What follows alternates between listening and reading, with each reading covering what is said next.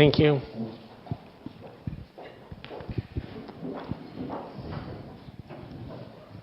Well, I told you what X-Informatics was in the panel, so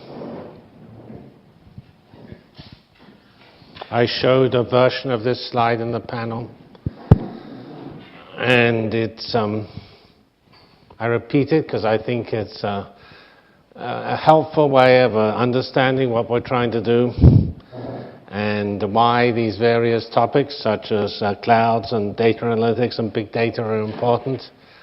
They are ultimately important because of the various applications. And the applications can be called X-Informatics, such as Bioinformatics, or they can be called e-biology or e-science. So if you look at what's going on, at least in industry, there's an enormous growth in this area. I don't think it's so true in scientific research I don't think big data's had quite so much impact as it has had in the industry. And I would typically say that industry is ahead of academia in both the use of clouds and the use of big data.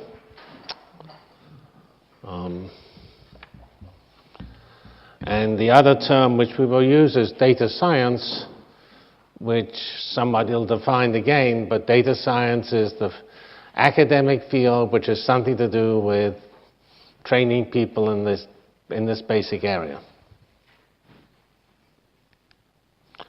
And here's this again, the same slide, and this is just cut and paste from the web, and you will find that there are many areas of informatics defined, and many, if not all of them, have large amounts of data associated with them.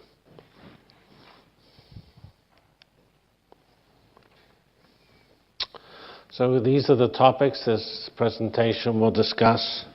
We will start off with the, which I call the economic imperative, that there is a lot of data and a lot of jobs.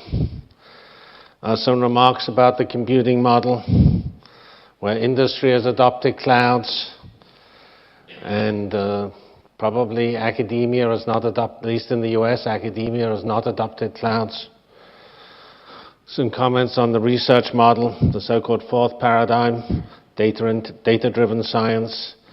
Some comments on data science education.